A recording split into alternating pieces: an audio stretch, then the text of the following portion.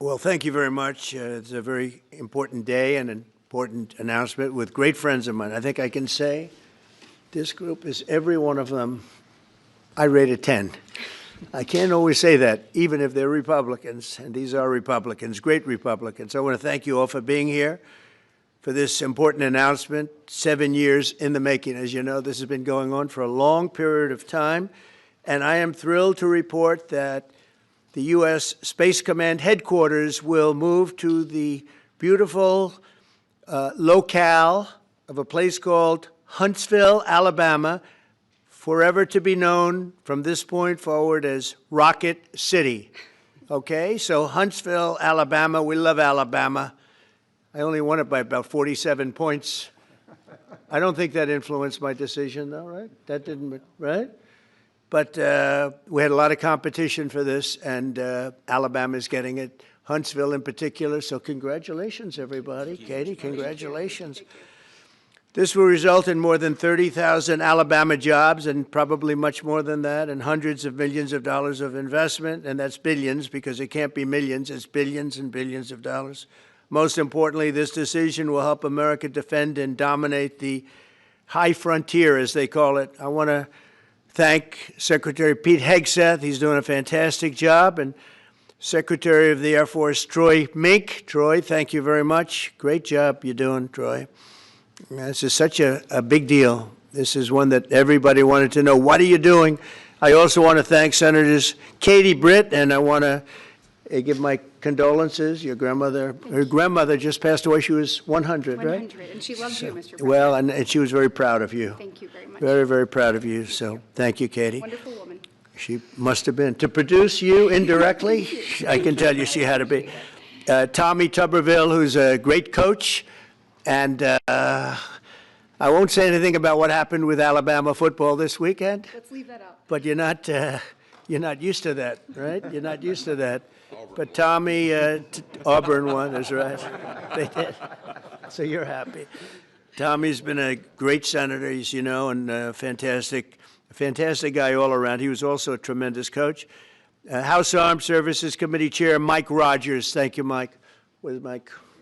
Mike, thank you very much. Doing great, Mike. Representatives Barry Moore, all great friends, Robert Adderholt, Gary Palmer, and Dale Strong. Thank you all very much, fellas. Appreciate it. In my first term, I created a thing called Space Force, so important. You know, we were losing the race in space very badly to China and to Russia, and now we're far and away #1 in space, and reestablished Space Com with a mission to protect American space assets and detect any threat to our homeland. We initially selected Huntsville for the SpaceCom headquarters, yet those plans were wrongfully obstructed by the Biden administration. And as you know, they moved them to a different locale. And today we're moving forward with what we want to do and the place that we want to have this. And this will be there for hopefully hundreds of years. That's where it's going to be. I will say I want to thank Colorado. The problem I have with Colorado, one of the big problems, they do mail-in voting. They went to all mail-in voting. So they have automatically crooked elections.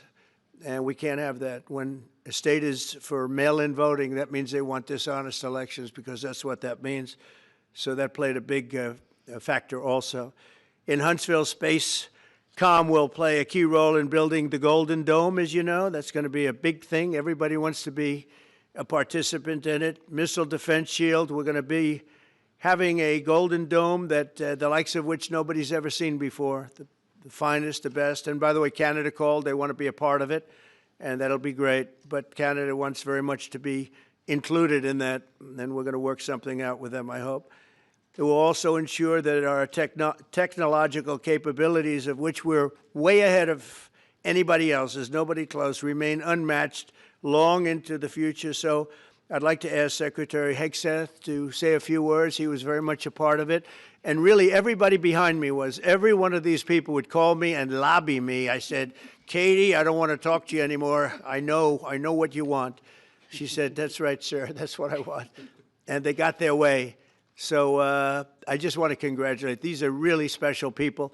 They're politicians in many ways, but they're great patriots, I think even more so than politicians. So they fought very hard to get it, and it's an honor to give it to Huntsville. Pete, say a few words, please. Thank you, Mr. President. As usual, right place, right time, for the right reason. In your first administration, you established the Space Force at a time when we knew we had to be looking to that domain of space.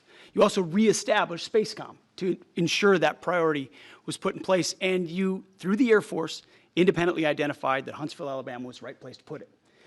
For other reasons, in the next administration under Biden, they decided to move it somewhere else. Well, during that time, the DoD Inspector General, the Government Affairs Office, they did their own assessments, and where did they say SpaceCom should go? Huntsville, Alabama. So what you're doing today, Mr. President, is restoring it to precisely where it should be based on what the Space Force, the Air Force, your leadership believes will give us strategic advantage in the future. That is Huntsville, Alabama. We are way ahead in space, but this will ensure we stay leaps and bounds ahead because that's the most important domain. Whoever controls the skies will control the future of warfare. And Mr. President, today you're ensuring that happens. Thank you. Thank you very much. Katie, would you like to say something? Mr. President, we are grateful for your leadership on this and restoring Space Command to its rightful home in Huntsville, Alabama. This delegation has worked together, both chambers, both parties, to make sure that Huntsville was the place that Space Command called home. As was mentioned, obviously the Biden administration chose to make this political. What we want to do is put the safety and security of Americans first. We want to make sure that our warfighter is put first, and we want to make sure that America continues to lead. And today, Mr. President, you've allowed that to happen. Thank you. Thank you very much. Tommy, please. Yeah, thank you. Thank you, Mr. President. This is a great day for our country, not just for our state of Alabama. We need help in our military. We need to catch up. And as Secretary has said, we're not behind in space, but we know where we're at, and we need to expound on that. Now, this move will save the taxpayers $480 million. It's not going to cost more. It's going to cut $480 million. We have the plans intact. It'll be behind a secure wall in Huntsville, Alabama, at Redstone Arsenal. We have 40,000 people there. We have the FBI there. We have missile defense there. We have NASA, Blue Origin, and SpaceX. It is the perfect place for Space Command. I would tell you today, and I've spoke with the President for the last 3 or 4 years about this, if I thought it needed to go somewhere else because I understand the security of our country, I'd be for that. But the best place for Space Command is Huntsville, Alabama, because what we have and what it means to this country is going to be so important. So thank you, Mr. President, for this, and we look forward to building a huge Space Command and having the Donald J. Trump Space Command Center in Huntsville, Alabama. Here, absolutely. Here, here. JD, would you like to say something? Sure. Well, Mr. President, thank you. I'll be very brief here. I lobbied the president hard to put it in Ohio, but he said these people behind us, these Alabamas, are just too powerful and too persuasive. And so it's in Alabama, but as Tommy said, this is exactly the right place for Space Force and Space Command. I think Americans ought to appreciate it and ought to appreciate the fact that you can't win the battle of the future unless you control the skies. The cyber security, the communications, the entire infrastructure of the battle in the 21st century will be in space. So it was a visionary move in the first administration for the president to set up Space Force, and I think an equally visionary move to make sure that Space Force is right where it should be in Huntsville, Alabama. Thank you, sir. Thank you very much. Gentlemen, anybody want to say anything? Would you like to say? Mr. President, another promise made, another promise kept. You think about it, Redstone Arsenal is critical to national security. The president said when you were the 45th president, let's do what's right for national security. And today, that's exactly what we're doing. It's not because of this or that. It's because it's right for national security. You think of the 21 categories that were evaluated to determine what was best for national security. All indicators pointed back to Huntsville, Alabama, and Redstone Arsenal. We have the right people at the right place at the right time. Mr. President, on behalf of the people of the 5th Congressional District and all of Alabama, thank you for keeping your word. Thank you. Absolutely. Thank you very much. Anybody? Let me just say, Mr. President, I want to say thank you and thank you for doing this because it was the right thing to do. When they looked at all the numbers, Huntsville was the place to go, and like you say, it was unfortunately pulled out, but you made it right. So I want to just say thank you again for a grateful nation, and to the state of Alabama, we're very grateful. Thank you, and God bless. Thank you. Thank you, Mr. President. Throughout history, militaries has always understood that whoever could hold the high ground held the advantage. Space is the ultimate high ground. And what we're doing with moving the Space Command to Huntsville is absolutely critical to our maintaining dominance in that sphere. And it goes hand in hand with what we're trying to do with the Golden Dome and missile defense to defend against anyone else who tries to enter that sphere. So thank you, Mr. President. Thank you very much. Please. Thank you, Mr. President. And obviously, national defense is a huge issue. And when you look at the scores, Alabama was #1. And for political reasons, it was moved out of our state. But, Mr. President, thank you for making priorities the defense and the warfighter and the safety of this nation. And in the big, beautiful bill, that Golden Dome will be built in Huntsville, Alabama, and we're grateful for that. Thank you. Listen, as chairman of the Armed Services Committee, I care very much about what's most important for our national security. And the President held a nationwide competition to determine where we should have this command. If y'all remember, at the end of that competition, where Alabama came in first, there was a lot of complaints from the other states who did not place well. He said, we'll do it over with new criteria to accommodate your concerns. Alabama came in first in that second competition. His Secretary of the Air Force reviewed the results, said it was fair, and the President named Huntsville.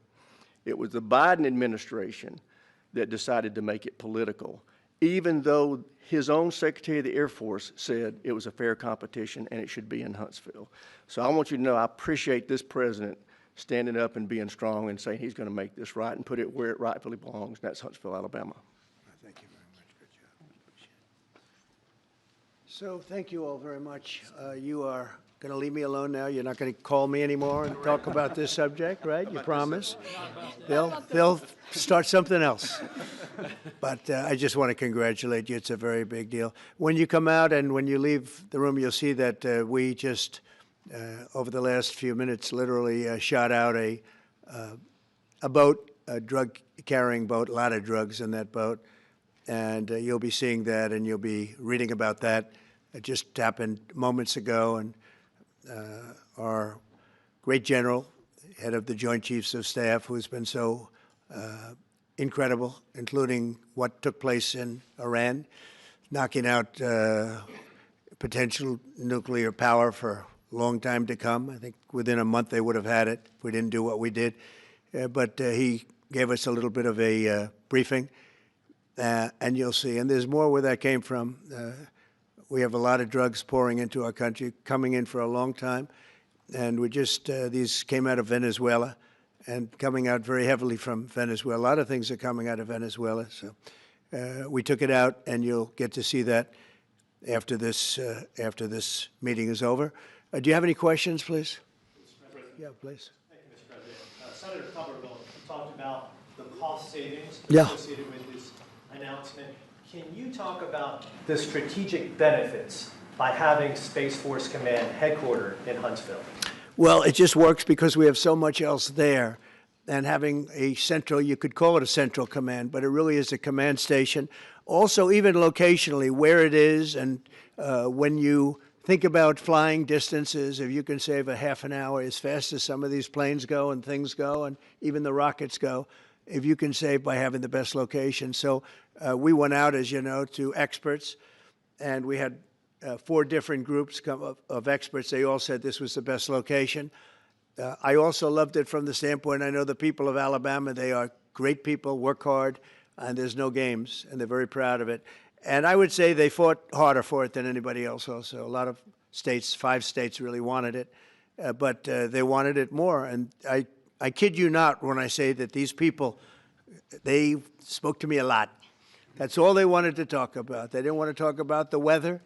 They only wanted to talk about moving to this location, moving to Alabama, Huntsville in particular. So we're honored to do it. They really wanted it badly, and they got it. Peter? President Trump, something completely different, but about a big viral social media trend over the weekend. How did you find out over the weekend that you were dead? You see that? No. People didn't see you for a couple days. 1.3 million user engagements as of Saturday morning about your demise. Really? You didn't see that? You know, I have heard, it's sort of crazy, but last week I did numerous news conferences, all successful. They went very well, like this is going very well. And then I didn't do any for 2 days, and they said, there must be something wrong with him. Biden wouldn't do them for months. You wouldn't see him. And nobody ever said there was ever anything wrong with him, and we know he wasn't in the greatest of shape.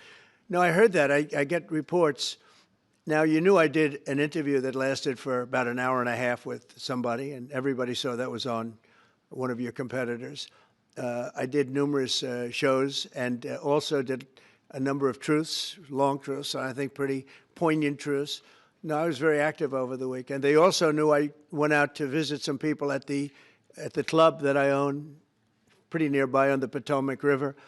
And no, I've been very active actually over the weekend. I didn't hear that one. That's pretty serious stuff.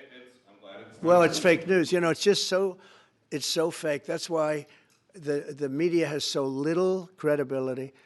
I knew they were saying, like, is he okay? How's he feeling? What's wrong? I said, I just left.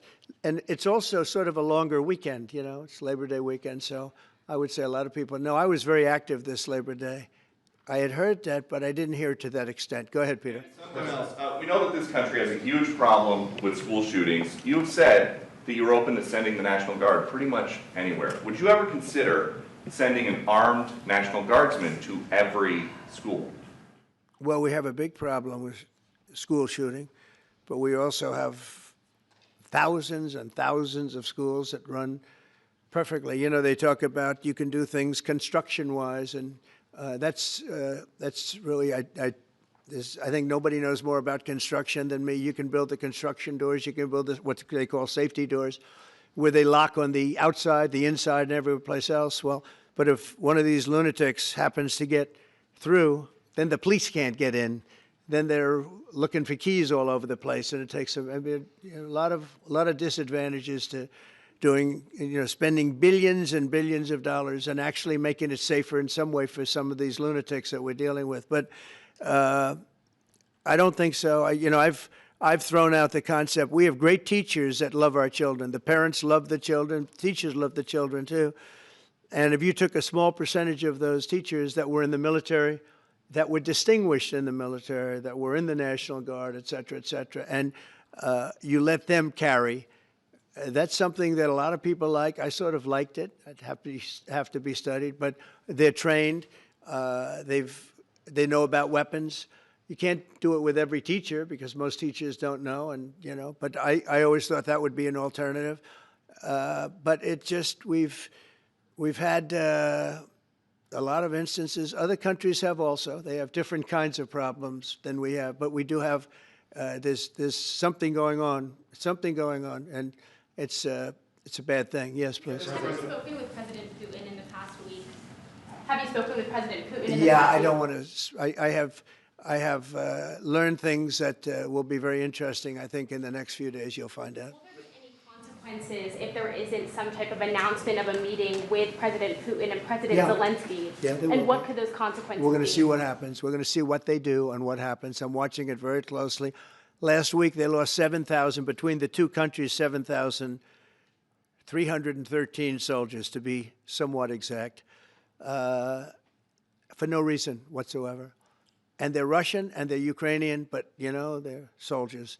I want to see it end. Yeah. Mr. President, have you decided you're definitely going to send National Guard troops to Chicago? I didn't say when, but the answer is, look, Chicago's very interesting because I watched Pritzker get up and say we don't need help, we're safe. But 2 weeks ago, they had 6 people murdered, and they had 24 people hit by bullets.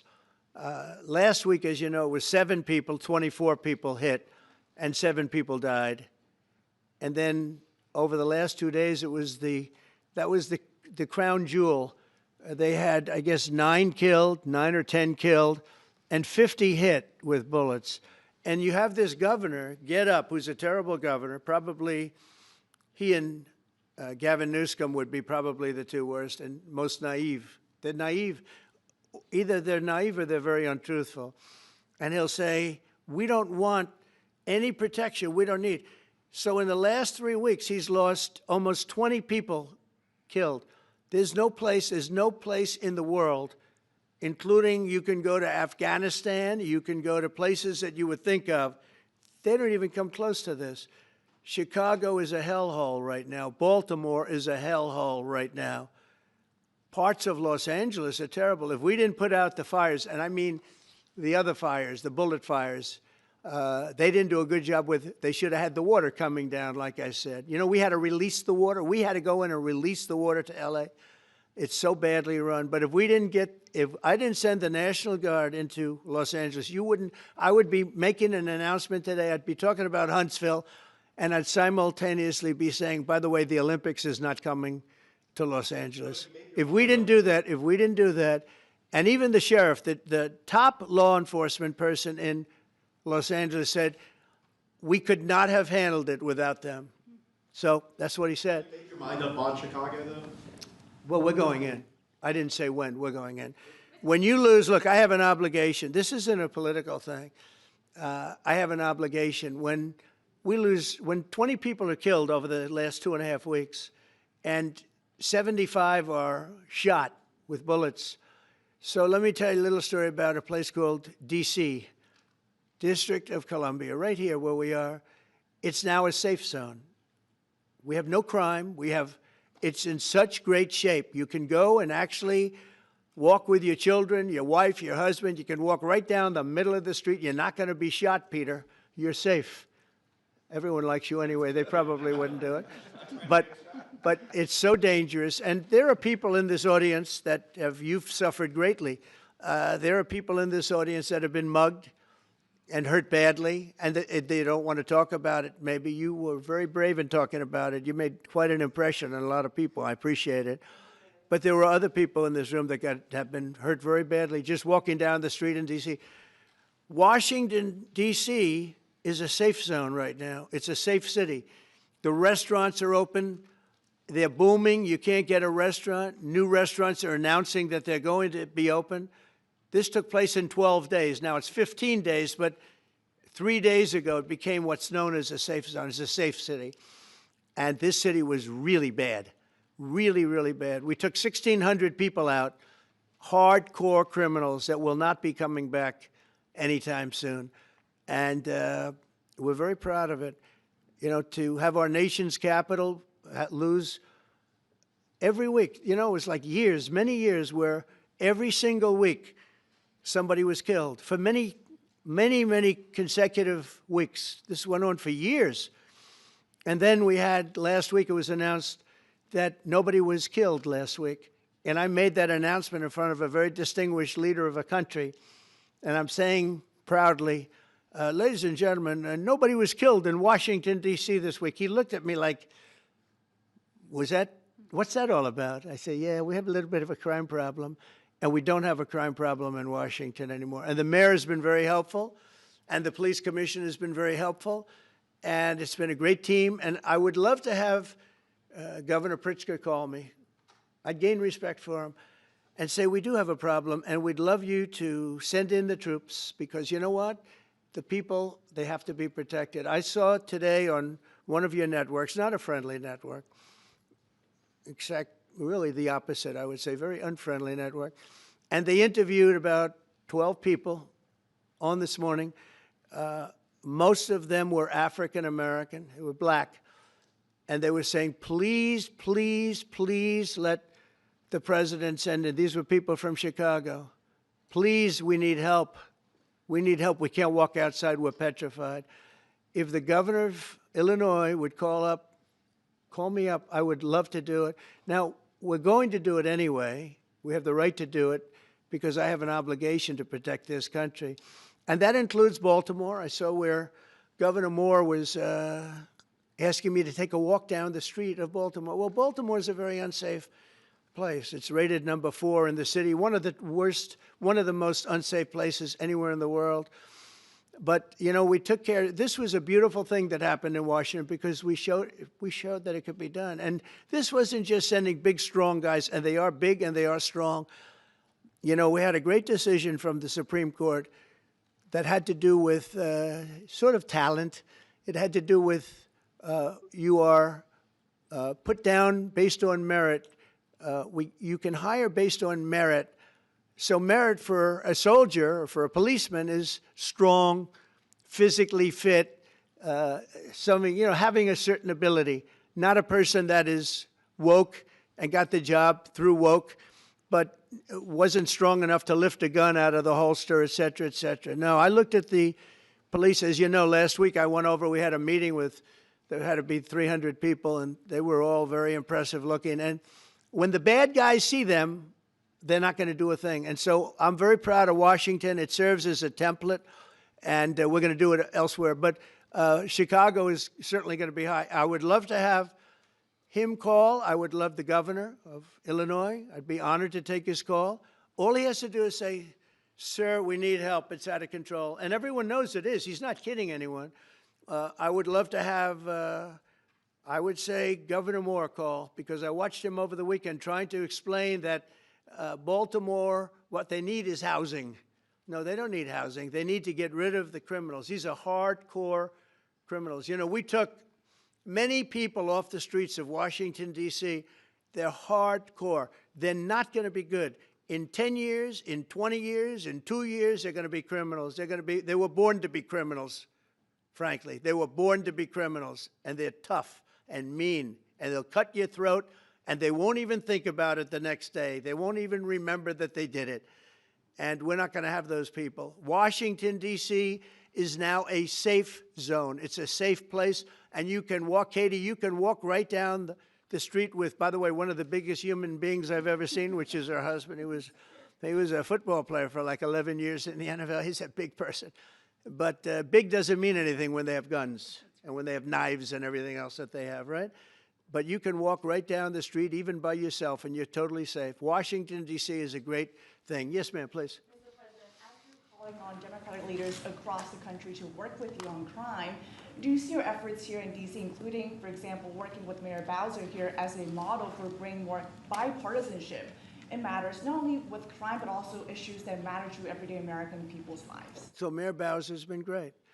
She could have taken the thing, oh, well, and then after I clean it up, they'll take credit for it. You know what they do is they take credit. Like, we cleaned up Los Angeles. We did a great job there. And it was overwhelming what was going on. And again, the police chief made a statement that we could not have done, there's no way they could handle it. You saw what was happening out there. It was going to be a disaster. We stopped it cold. If we didn't do that, would have been a very sad day. And you know, remember, we have the Olympics, we have the World Cup, we have all these things coming, and we have 250, all of these things coming. But I watched Newsom get up and say he's doing a great, he's not, we're the ones that did it, and that's okay, whatever it takes, but the main thing is but he got up and said, we did it. Well, he didn't want us there, and he's going to need us again because it's starting to form again. I see it. It's starting to form again. You know, we have to maintain. It's like maintenance on an airplane. You can buy it, but you have to maintain it. And if you don't maintain it, a good plane becomes very unsafe very quickly. So it's an honor to do it. A lot of presidents wouldn't do what I'm doing. I don't need this heat. But when I watched television last night and I'm watching the news and I see that 9 people were killed in Chicago and 54 were badly wounded with bullets, I say, that's not this country. We have to do something. And I do say this, I say this very much. I'm not speaking to anybody but them right now. I would love to receive calls from governors and mayors saying they need help. We'll help them. We have a lot of people. We have a great force. We have a great military force. You know, Pete will tell you that when I was running for office, and this was a big headline, I think, you know, probably got me a couple of votes, but you couldn't sign people in the military. Nobody wanted to join the military, the Army, Air Force, the Navy, Marines, Space Force, Coast Guard. We never forget Coast Guard because they've done such a great job. Never. But nobody wanted to join any of them. We were way below what we wanted. Every single one. The closest was the Marines, whatever that is. You'll explain that to me. But the closest was the Marines. But every service was way down, way down.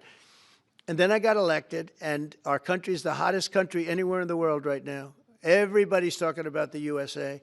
They're talking about the job that we're doing. Everybody. We have the best economy. We have a very, very important decision being made by the Supreme Court because our country is the richest, the strongest, the most powerful. But if for some reason some liberal court, I'm talking about the court that just ruled, where even an Obama judge voted in favor of us, which I gave him a compliment yesterday, as you know. I said that took great courage. But it's a liberal court, and it's going up to the Supreme Court, who I think have been incredible people. I think they've made very wise decisions. But the tariff question, because without the tariffs, this country is in serious, serious trouble. We've taken in almost $17 trillion of investment is coming in. Most of it is coming because of tariffs. And if for some reason somebody wanted to be politically correct, I actually think it's unpolitically correct. I think politically correct is to approve it because there's nothing so popular as what's happened to our country. Our country is doing so well. But we had a liberal court gave us a very shocking ruling, and that ruling is basically saying that the trillions of dollars that are pouring into our country, putting us in a position like no country is anywhere in the world, that they'd like to see us that taken away. By the way, a lot of the people behind that lawsuit, that particular, are from foreign countries. I might add. There's a video that is circulating online now of the White House where a window is open to the residents upstairs and somebody is throwing a big bag out the window. Have you seen this? No, that's probably AI generated. So Actually, you can't open the windows. You know why? They're all heavily armored and bulletproof. So that's a fake video? Well, it's got to be because I know every window up there. The last place I'd be doing it is that because there's cameras all over the place, right, including yours. No, but every window, I've never seen a window that's, in fact, my wife was complaining about it the other day. She said, love to have a little fresh air come in, but you can't. They're bulletproof. And number one, they're sealed, and number two, each window weighs about 600 pounds. You have to be pretty strong to open them up. No, that has to be, where was the window? Let me see.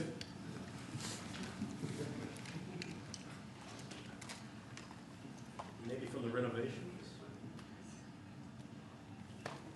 Which is the window? It looks like this is on the 15th Street side, I think. Yeah. So right here. Yeah, those windows are sealed. Those windows are they're all sealed. You can't open them. What you were saying regarding the federal. It's the kind of thing they do. And one of the problems we have with AI, it's both good and bad. If something happens really bad, just blame AI. But also they create things, you know, it works both ways. If something happens that's really bad, maybe I'll have to just blame AI. But there's truth to it because I see so many phony things. I saw something as I was growing up from the time I was a baby till now. I said, who did that? It was AI generated. So it's a little bit scary, to be honest with you. But those windows are all very heavily sealed. Thank you, Mr. President. I want to follow up with what you were saying regarding that federal appellate court that ruled against you and your administration as it relates to your ability. Well, they ruled against our country, the court, and they ruled against us before. It's a very liberal court. You called it highly partisan in your Well, it social certainly media is. posts. It certainly and in is. fact, it was along ideological lines, 7-4. Well, except that we actually got one of the Obama judges that was appointed by President Obama voted in favor of the tariffs because he felt it was imperative for our country to thrive and survive even. And I gave him credit. I said, you know what? That took a lot of courage for him to do it because you don't see that often. So my question is, I suspect you're going to appeal that all the way to the Supreme Court. Well, we already have, yeah. In fact, we're doing something else. We're going to be going to the Supreme Court, we think, tomorrow because we need an early decision. I mean, look, the financial fabric of our country, we're a rich, incredible country right now. And we're able to, you know, other countries use tariffs on us for years, and we never did. I did a lot during my first term, but then we had COVID, and we had to focus on other things. You couldn't be tariffing Italy, Spain, France, as they were dying by the thousands and millions. But we did with China, and China paid us billions and billions of dollars. And I started the process, but then I had to end it a little bit because of COVID. We focused on that. But no, it's a very important decision. And frankly, if they make the wrong decision, it would be a devastation for our country. we've taken in trillions of dollars. And by the way, all these countries signed agreements, as an example. They're all happy, everybody's happy. But some whack job put in a lawsuit. It went before a very liberal court, and the liberal court ruled, it was 11, they ruled 7-4, with one of the most liberal of them all voting in our favor because they're patriots. I think I give tremendous credit to that judge. And now it's going to the Supreme Court. Now we're going to be asking for early admittance. We're going tomorrow, and we're going to ask for an expedited ruling because, you know, when you look at the stock market's down today, the stock market's down because of that. Because the stock market needs the tariffs. They want the tariffs. If you look at AI, all of those, you know, all of that money that's going to be invested, trillions and trillions of dollars, the biggest thing, bigger than the internet, I suspect. It's the internet plus 3 or 4 other things combined. We are leading very substantially with AI. We're leading because of tariffs. We're leading because of talent, and this is where they'd like to be. But without the tariffs, we wouldn't have a chance because we wouldn't be able to protect those investments of the companies coming in. So if you took away tariffs, we could end up being a third world country. That's how big the ruling. So we're asking for an expedited ruling. As a backstop to that, President, you have a Republican-controlled Congress. You control the House. You control the Senate. Yeah, but we don't have 60 votes. We don't have 60 votes. I'd love to do that. Oh, if we had 60 senators, if we got the 60 votes, we would get them. But we need 60 votes, and we need, you know, a certain number in the House. I think we'd get, I don't know, we have about 5 of them here. Would everybody agree with me on tariffs? Without tariffs, we're a different country. We have taken in so much money. And here's the thing. We signed a deal with Japan. They're paying us hundreds of billions of dollars. We signed a deal with South Korea. We signed a deal with the European Union. We signed a deal with Europe. And those countries are paying us $950 billion. And they're happy about it. They're okay. As one of them said, it's amazing that we got away with it so long. One of my friends, a leader of one of the countries, and they're fine with it. They all signed.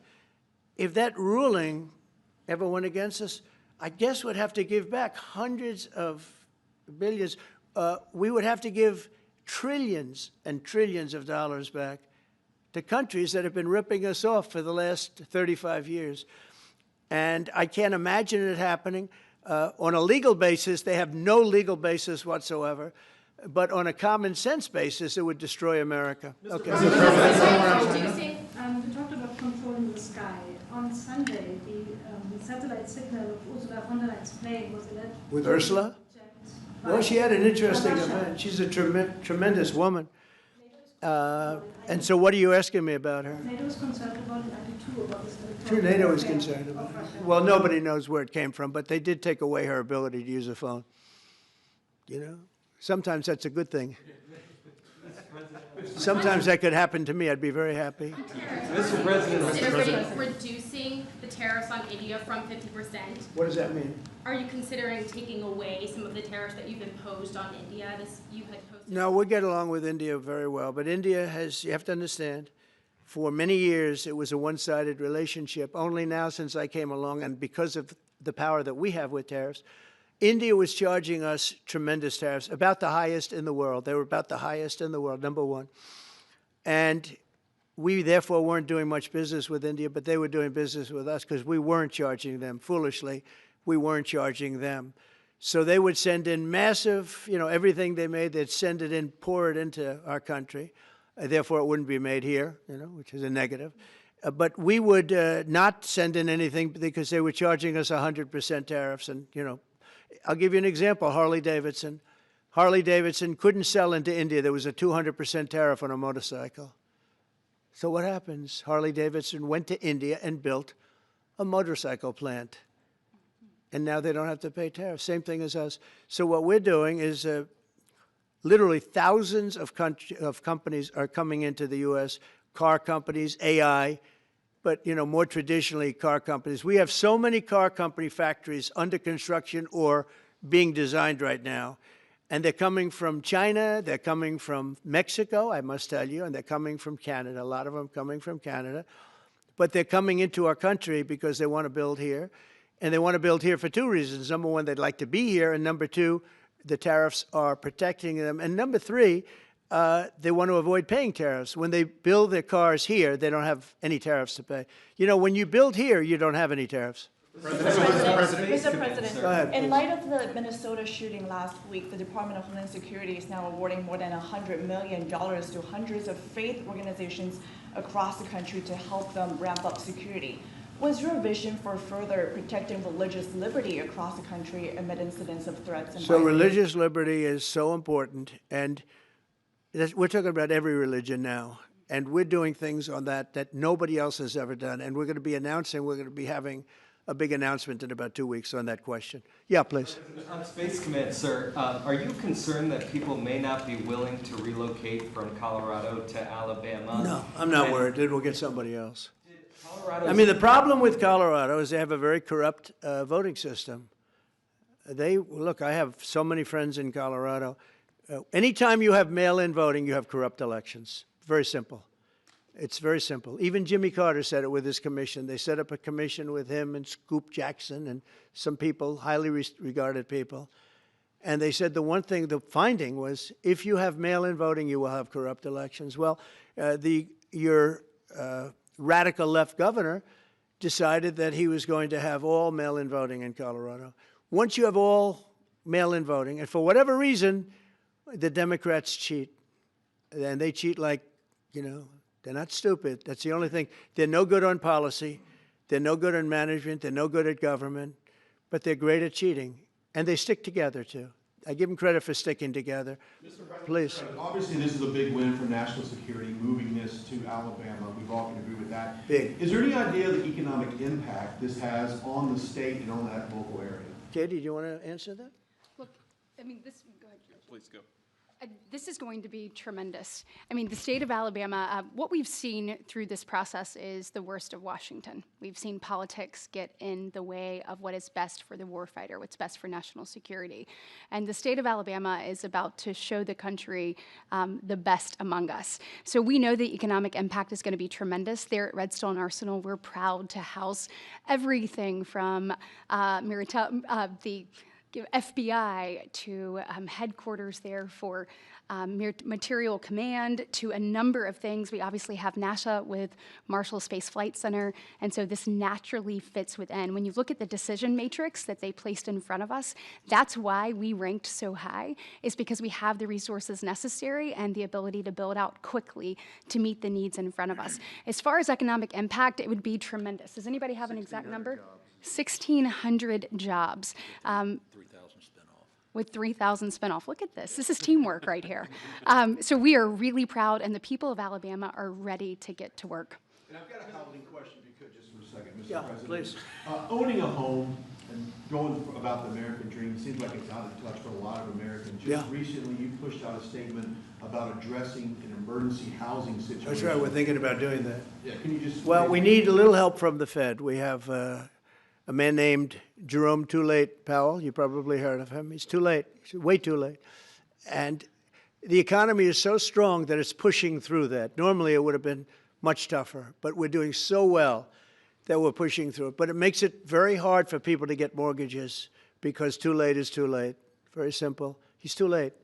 And probably political, whatever. He wasn't too late before the election. Before the election, he was cutting rates, right? Because he was hoping that, I guess, Biden would get in or that Kamala would. He was a big Biden guy.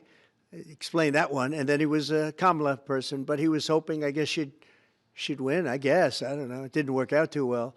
But, yeah, we need a very serious cut. You know, I think that if you look back many decades ago, the United States was always the lowest, even if they were doing badly. The United States was, because without the United States, everything in the world would die. It's true. It's so powerful. It's so big. And I made it really big in the first 4 years. Then it started to degenerate with what this Biden administration did. But we've built it up to a level that I never thought we could be at this quickly. We're the hottest, we're the best financially. The money coming in is so big because of tariffs and other things, but because of tariffs. Tariff gets us even those other things. Plus, it gets us great negotiating. I settled 7 wars, and numerous of those wars were because of trade. And numerous of the trade deals that I made were because of tariffs. It gives you a great negotiating ability. If that ability were taken away from us by a liberal court acting on essentially foreign nations, asking to get help from the United States government, when they've been doing this to us for 40 years, that's why we have $38 trillion in debt. We won't have it for long if they let us if they allow us to do what everybody knows we should be able to do. Yeah, please. Mr. President, another Biden-era action that you're now reversing is that you signed a deal last week to make federal buildings adopt and embrace classical architecture styles again. Can you talk to us about why you do that, and also what's your vision? Well, we want to see beautiful buildings. Now, you know, it's in the eye of the beholder. I've seen architectural reviews over the years. I'm an expert at it. I've gotten a lot of great reviews. But I've seen buildings that I didn't think were very good get great reviews, and I've seen great buildings get bad reviews. So, but it's just a standard. We want to have a good standard. We're building something here. You know, for 150 years, they wanted a ballroom at the White House. We're doing something at the highest level, using great architects and all. And, you know, it's very exciting. But we have a lot of interesting things happening architecturally in D.C. And D.C. is like a different place. And, you know, even the contractor said, sir, we walked down today, we feel like much safer. It's like a different place. Washington, D.C. is great. Now, we're going to also beautify it. We're going to put a topping on the roads. We're not going to rip them apart and take 4 years to build a road that was exactly the same by the time you build it. But we're going to put toppings. We're going to put new medians in. We're going to get the graffiti off. We're going to put tiles up in the tunnels where the tiles are missing. We'll do the whole tunnel instead of, you know, a little area where you see new tiles, old tiles that never look too good. But they could use it. You know, they've been up for 50 years. They've served their duty. But we're going to make this within about a 20-mile radius from the White House. We're going to have this place spick and span. It's going to be crime-free, and it's going to be spick and span. It's going to be, you'll be proud of Washington again. Go ahead, please. Sir, China's having a massive military parade that President Putin and Kim Jong-un will be attending. Do you interpret that as a challenge to this? And are you concerned at all about those countries trying to be some sort of counterweight? Not at all. China needs us, and I have a very good relationship with President Xi, as you know, but China needs us much more than we need them. No, I don't see that at all, no. One more. And I had actually a very good meeting with President Putin a couple of weeks ago. We'll see if anything comes out of it. If it doesn't, we'll take a different stance. March today in California ruled that your deployment of National Guard troops to Los Angeles was illegal. Do you have any response? Well, it was a radical left judge. But very importantly, what did you not tell me in that question or statement that you made? Pretty much of a statement, I think. Well, I was asking for your response. No, you didn't say what the judge said, though.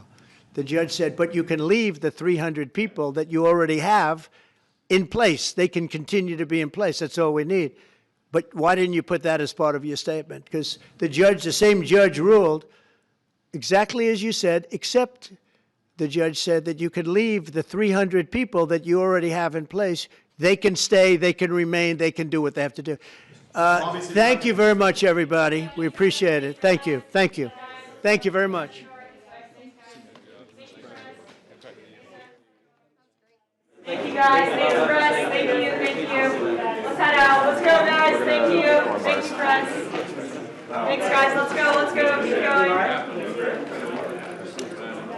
Thanks, guys. Thank you, press.